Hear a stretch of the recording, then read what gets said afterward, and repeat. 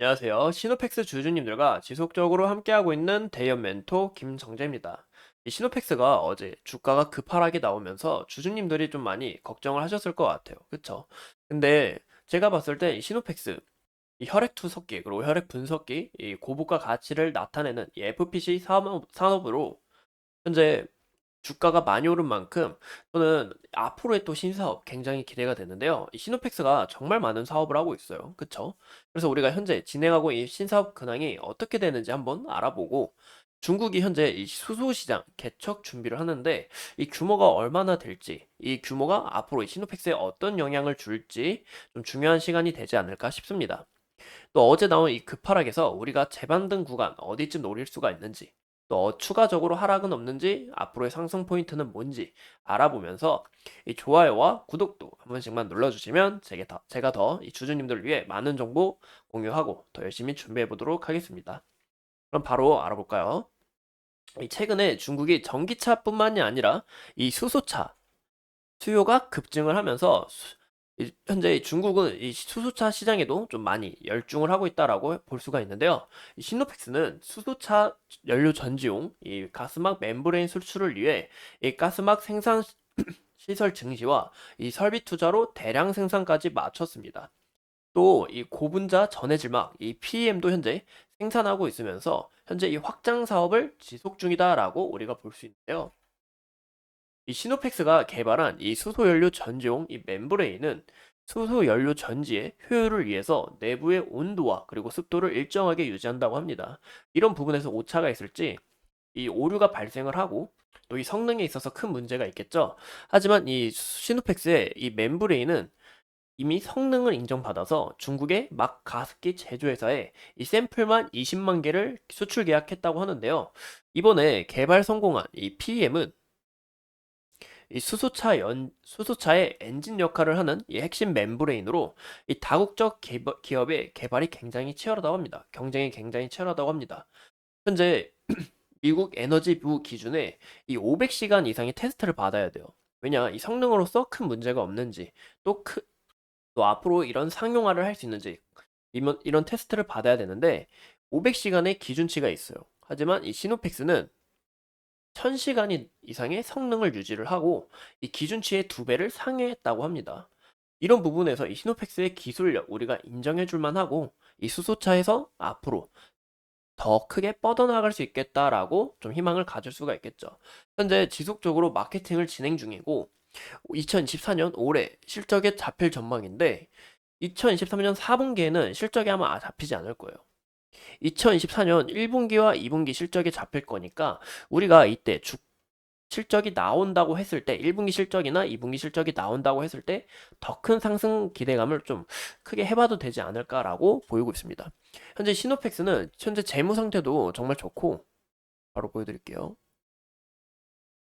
좀 재무 상태로도 큰 문제가 없고 현재 이 매출과 영업이익 그리고 순이익도 천천히 우상향하고 있는 모습을 나타내니까 우리가 이런 부분에서 이 모멘텀을 가질 수 있다라고 해석해 볼 수가 있고 시노펙스의 4분기 실적은 2월 15일 날 공시가 된다고 하니까 1월 15일 딱 공시가 되면 이 주주님들과 한 번 더 이야기를 나눠보면서 시노펙스의 이 장기적 성장성은 어떻게 될지 또 주가 상승 그리고 주가 하락의 대비를 우리가 어떻게 해야 될지 한번 알아보도록 하겠습니다. 현재 시노펙스는 중국 시장에 이 진출을 완료를 했습니다. 진출을 완료를 했고 앞으로 이 매출에 있어서 현재 계약 체결을 준비하는 중이라고 하는데 이 샘플 계약을 체결했기 때문에 추가적인 아직 그 매출은 우리가 기대하기 어렵고 아까 말씀드린 것처럼 이 올해 1분기, 2분기 실적을 좀 기대해봐도 좋지 않을까 싶은데요. 최근에 이 전기차 시장 굉장히 둔화가 되고 있죠. 이 전기차는 저도 앞으로의 성장성은 굉장히 밝다라고 생각하지만 현재 중국은 전기차뿐만이 아니라 이 수소 시장에도 크게 많이 집중하고 있습니다. 중국은 2019년 말까지 그리고 누적 약 6,200대의 연료전지 자동차를 판매를 했고 이 연료전지는 대부분 상업용 차와 그리고 트럭에 사용되고 있는데요. 보시면 2018년 이 수소에너지 산업의 총 투자 금액은 약 850억 위안화로 지속적으로 투자를 하면서 이 수소 시장을 개척하려고 해나가고 있습니다. 이런 부분에 있어서 현재 시노펙스가 중국에 수출 계약을 한 만큼 중국의 이 수소 시장이 더 크게 확장이 된다면 앞으로의 추가적인 매출을 우리가 크게 기대해봐도 좋지 않을까라고 볼 수가 있겠죠. 이 수소는 정말 이슈가 정말 많이 나오고 있는데요.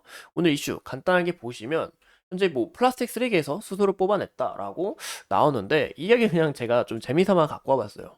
왜냐, 이 플라스틱에서 이 수소를 갖고 온다고 하잖아요.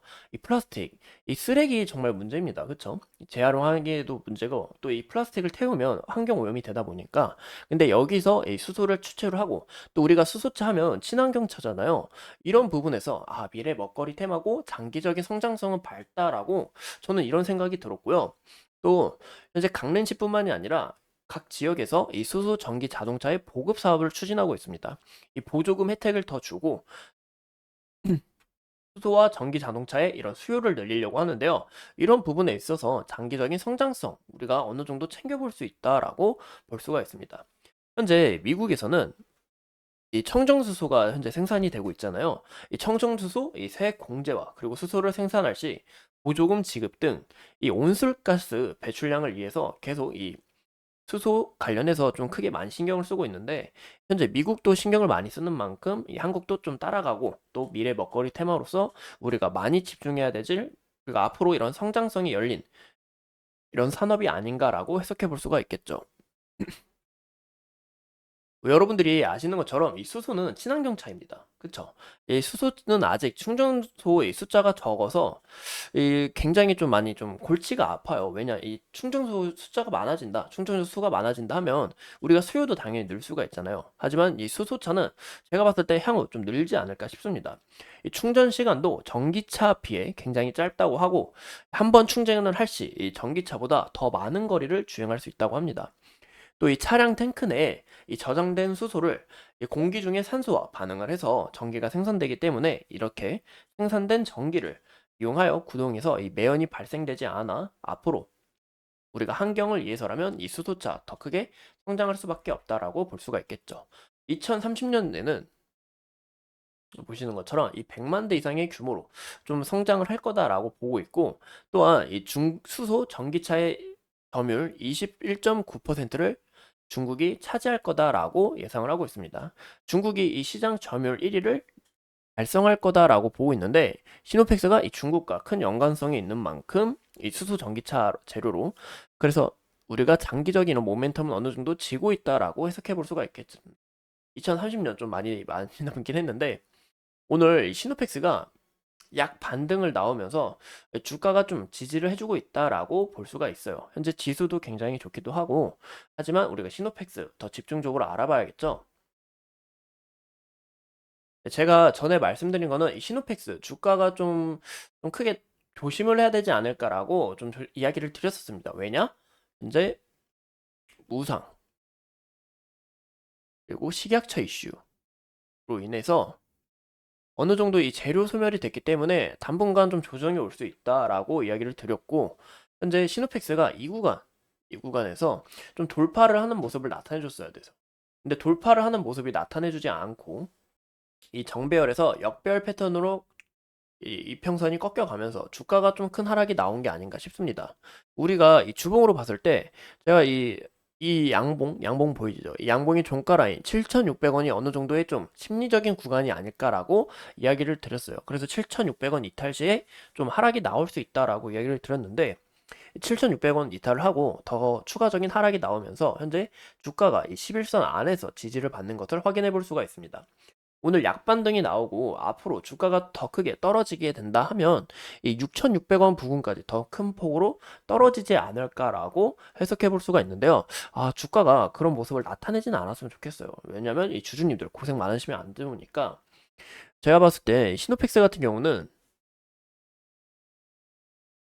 이번 4분기 실적이 좀 중요하지 않을까 싶습니다. 2월 15일 날 주가 별로 안 남았죠. 지금 일주일 남았는데 이 실적이 나오고 앞으로 더 추가적인 상승이 나오지 않을까. 여기서 현재 좀 조정을 갔다가 이제 실적이 나오게 된다면 이 조정 후에 좀 큰 폭으로 좀 약간 보여주지 않을까라고 좀 보고 있습니다. 이번 4분기 실적 굉장히 기대가 되고 이 저번 영상에서는 오늘은 좀 이 수소 관련해서 집중적으로 말씀을 드렸는데 이 FP12 관련해서 현재 수요도 많고 이 삼성전자 1차 변도 협력사로 앞으로 이런 실적은 어느 정도 보장이 되어 있기 때문에 이런 부분 우리가 좀 기대해 볼 수 있겠다라고 보이고, 현재 이 구간 보이시는 것처럼 이 8,000원 구간의 매물대를 다시 한번 더 소화를 하면서 이 정배열 패턴으로 다시 그림을 쭉 이 상승 추세로 그림을 만들어 준다 하면 이 주가 상승 모습이 나오지 않을까라고 보일 수 있습니다. 이 신노팩스 이번에 급하락이 나온 만큼 이 양봉이 추가적으로 나와야 주가 상승에 있어서 모멘텀을 가지지 않을까 싶은데요. 제가 봤을 때 시노팩스 이 4분기 실적, 아까 그 식약처와 그리고 수소 관련해서 매출이 안 잡힐 경우 이 실망 매물도 나와서 주가가 다시 한번 더 6,600원까지 떨어지고, 6,600원 이탈하게 될 시 우리가 6,000원 포까지 떨어질 수 있다라는 거 주의하셨으면 좋을 것 같습니다. 이 6,000원 폭은 어떤 기준이냐? 이 구간의 매물대와 그리고 이 60일선 보이시는 것처럼 60일선 서서히 올라오고 있죠. 이 60일선 지지를 기준으로 했으니까 우리가 이런 부분 참고하시면 좋을 것 같아요. 이상 이 시노팩스에 대해서 함께 알아본 대의원 멘토 김정재였습니다. 오늘도 이렇게 소중한 시간 내서 영상 시청해 주신 점 한 번 더 감사드립니다. 제가 지금 편도가 부어가지고 말을 잘 못하는데 제가 더 영상 많이 집중적으로 준비해 보면서 더 좋은 영상 만들 수 있도록 최선을 다하도록 하겠습니다. 감사합니다.